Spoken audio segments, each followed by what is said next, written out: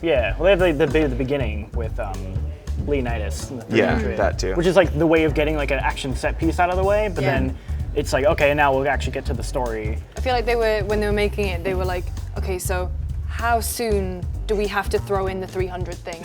Yes. And they just do it straight away. It's like, okay, it's out of the way now. Okay, everyone carry on with your lives. For our sons! For our daughters! For Sparta!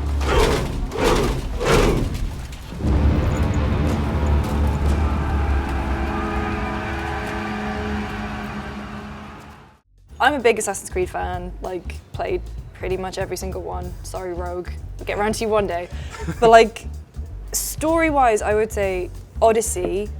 God, if I call it Origins, I'm so sorry. But, like, you can't release two games with such similar names within a year. ACO or ACO 2. You know, like Outlaw's gonna be like 2 years from now or something. Oh, God. Oh, my God. Don't encourage them. But, like, with Origins, I never really got sucked into that story at all. And I felt bad because I really enjoyed the world, and the world was great, and I, loved ancient Egypt as a kid. But Bayek's story just didn't grab me. Whereas I found with Cassandra's story, immediately, like they're throwing twists at you and curveballs at you, and it's actually like a really well written and well plotted out story, and it's just really grabbed me, which I really didn't expect from an Assassin's Creed game. You are my greatest pride. Remember that. You will bring this family to glory. Go. I think the voice acting helps. I like her voice actress a lot, and I like the surrounding cast as well. You could tell they put more attention into even like the side characters in this game, where I felt in Origins that the side quests were, oh, this is just a random side quest where I do Can you kill these 3 things for me? Yeah. Kill that guy for me. Get this specific item from that guy and then come back. And they have that in this game, but they're relegated to like the bounty board stuff, which is sort of like, here's your endless content, super optional. So it's easy to like, oh, I can just ignore all that, and I can only focus on the major side quests, and those all feel really well written, where they're either funny, they're doing something interesting, sometimes they're like multi-layered, where there's like major choices, sometimes they like come back into the main story. Like, I feel like they've finally figured out how to make interesting like side content and make it feel more like an RPG. And content that you actually want to invest in, like Marcus and Phoebe are 2 characters that in almost any other Assassin's Creed game or almost any other open RPG, I'd be so annoyed with them as these people are always getting into trouble and I'm solving all their problems. I'm like, I don't want to do any of this. And yet somehow they kind of make those early side quests with the 2 of them believable, like this would totally happen. You can understand why Cassandra / Alexios is putting up with them. Yeah. Like they're kind of lovable almost in a way. Thuris. You know Thuris. He's very nice. Thuris? How stupid can you get? Stop giving him money! He always pays me back. After I threaten him. Exactly. Everybody benefits. Thuris gets his money, I get my interest, and you have work. Kefalonia is wonderful, is it not? Clearly someone on the design team was like, we have to be more Witcher. And there were so many like influences from that game in Odyssey too. The music that plays whenever you complete a quest, I genuinely thought was Witcher music. Oh my God, it is. Yeah. It is. Come on. What I think is really great about Assassins is that Odyssey, it manages to definitely feel like an Assassin's Creed game, but it takes and lifts things from Witcher and even Shadow of Mordor, Shadow of War, Right. in terms of its gameplay, which is a weirdly cyclical thing when you think about everything going on there. But it makes it a game that feels inherently very familiar, but because the story's so much better and so much more interesting, it just feels, for me, it's my favorite Assassin's Creed game since Syndicate. I mean, there hasn't really been that many, but you know, I was about to like, say, so definitely it just better beat than out Origins for you? No, I think it's just Origins was them trying something, and Odyssey is them getting ever closer to getting it completely perfectly right. That's not to say that there aren't issues with this game. Yeah, you mentioned the Shadow of War stuff, like the mercenary stuff. That feels. I kind of wish they just almost completely copied it, where they got real close. So you have like these mercenaries that hunt you down as you get like your GTA 5-star bounty up. Yep. And it's cool because like the menu is very, it's almost like a exact pulled copy, from Shadow right? of War. Like you know, they're all standing there and there's like shadows in the back and they have like weaknesses and strengths and they have like a little bio. Yeah. But it lacks that like them actually coming up to you and being like, "Oi, Cassandra, I met you last time." Is that your Greek accent? That's a Greek orc accent. Greek orc. Because you don't know how to grow grapes or make wine? I'm a fast learner. You grow grapes on the vine, then you get some wine. Is that simple, is it? You know I kind of wish better than they to just like think I don't fully have a embrace plan. that aspect to it, but it feels like them testing the waters with that idea of like, can we have these? Yeah. And Like, I'm amazed no one has probably ripped off the Nemesis system yet. I know, right? And so honestly, like for Assassin's Creed to rip it off, like you said, it's a little cyclical, but I'm okay with it. It's fine. Although there's a lot of pieces in Odyssey that are exactly like that. It's like they've pulled small things from games, and none of them are as good as what the other games done. Like, the combat is very Witcher, the bounty hunters is very Shadow of Mordor, the exploration is very Breath of the Wild, the romance is trying to be Mass Effect or Dragon Age, and it's like they're and not. it's so they're not. not getting there. Your husband is tired. Allow me to satisfy your hunger. I've never been with a mercenary before. Very well. Let's see what you're made of.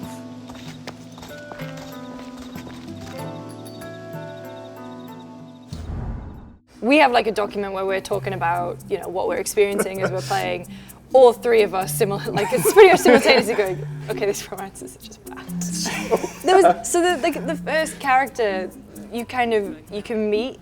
Odessa. Oh yeah, and you know you can immediately just go full flirting, and I was hitting on her. So I put all my cards on the table. I was like, come on, let's bone, and she was like, oh, I'd love to, but I have to go get this thing for my dad. Who's dying? Who's dying, so I don't really have It's like, so time we can for bone that. after though, right? Yeah, and then you get the stuff for her, and she's like, oh, actually, you know, I've got another little menial task that I need to do, and otherwise I'll be, you know, I'll be all up here.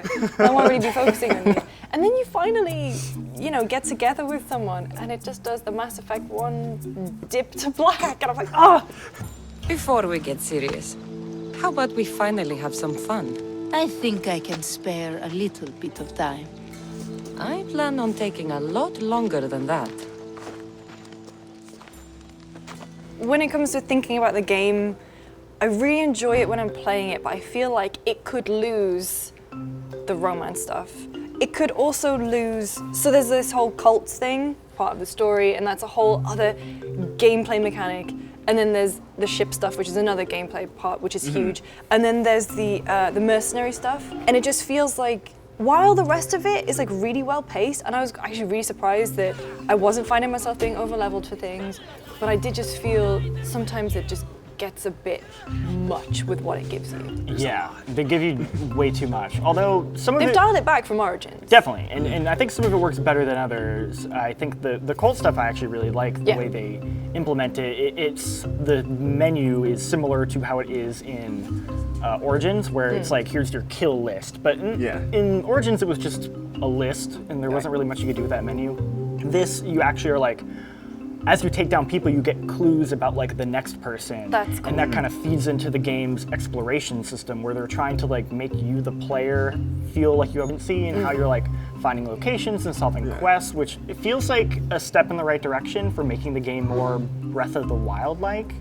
I just feel like maybe it's because in old Assassin's Creed games, you would have these. So when it came to like 2, for example, and you're in like Rome, and everything's. You go in, there are so many recognizable places that you just immediately latch onto, and you know to go to like Vatican City or whatever, and you want to like climb to the top of that. Whereas it just felt like you had a purpose to go to those big locations. Whereas in the later games, for example, you just kind of felt like, okay, the world is there. I'm not really interacting with it. But now because of the new mode, I feel like I'm actually exploring it further, and I'm going, oh, I need to go to the Valley of the Snakes. Whereas if that was, you know, in Origins, I couldn't tell you the name of any of the regions of that game, right? You actually have to like look for the clues, look at the map properly, and figure out where it is you have to go. And I think that's a great way of interacting with the world. It makes me feel like I'm more a part of it.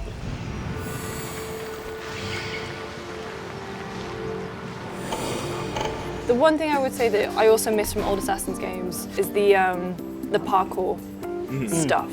So in Breath of the Wild, obviously you had like stamina, which kind of could limit what you could climb. You had to rest and you had to think about it more logically.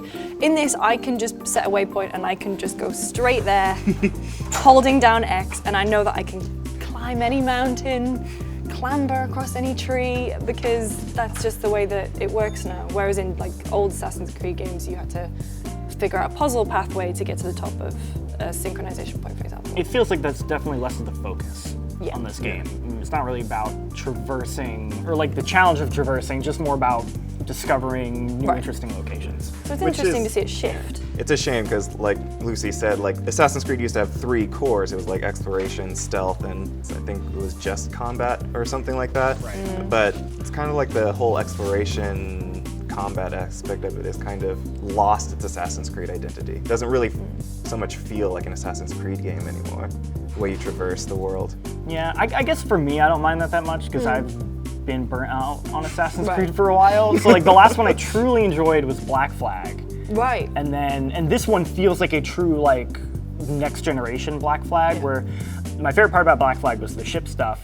But then when you were to like dock onto like a city, it would just go into a loading screen and it's like, oh, now I'm in a separate little mini Assassin's Creed town. And this one, they're taking the seamless open world of Origins and they're combining it with like the endless ocean of Black Flag. So it's like, no, I can at any point I can just hop off my ship and like, you know, swim over to that island, and then it's this massive island that I can explore every inch of it. And that feels really impressive, like just in terms of scale, in a way that not even Witcher fully does, because Witcher like still separates its maps into like 3, like 4 distinct areas. Like this is like one massive map that like, for the most part, like there's almost no loading to it, and that just it feels impressive. It's mostly just loading between cutscenes, I think. And when you die. Because I mean, not that I experienced that at all. One thing I would say about the combat, actually, because I always start I stealth as much as I can, and then inevitably I'll mess it up. But what I like about the combat is that it feels like Dragon Age Inquisition combat. Like you had everything kind of mapped and stuff. And it kind of feels like that to me, but that's not a bad thing, because the way that they're doing it and the way that you can respec at any time, I just really like, because it makes me feel more adventurous, which is something that old Assassin's Creed, you know, they just kind of lumped you in and you had. I still wish there was a little bit more freedom with how you mapped things. It's like if you hold down the bumper, you can do all your melee type attacks to that, and then the trigger has all of your arrow-based attacks to that, because they basically changed it from Origins, where Origins there was a bunch of different bows, and this one is way better, where it's bows are basically all the same. You can unlock which hunter, sniper abilities that you want for it. But I don't use too many of the bow abilities, so there's just like 4 empty slots that I can put skills into that I'm kind of bummed, because I'm like I would rather put like I have a bunch of different assassin skills, because like Lucy, I just love to stealth, but I have to keep going back and forth between like the ability to rip out a shield and Spartan kick, and I would prefer to just have both of them ready at once. Spartan kick's real cool though. It is. You ever kicked a dude off a mountain? But it's really good. Obviously. And what about in the game?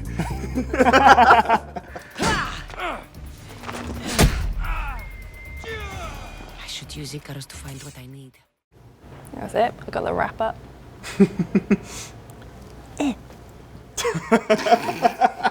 There's a reason I'm not an assassin. Is that good? Actually, can you do that one more time? Beautiful. I'm wearing heels as well, man. Oh, that hurt. That's not easy.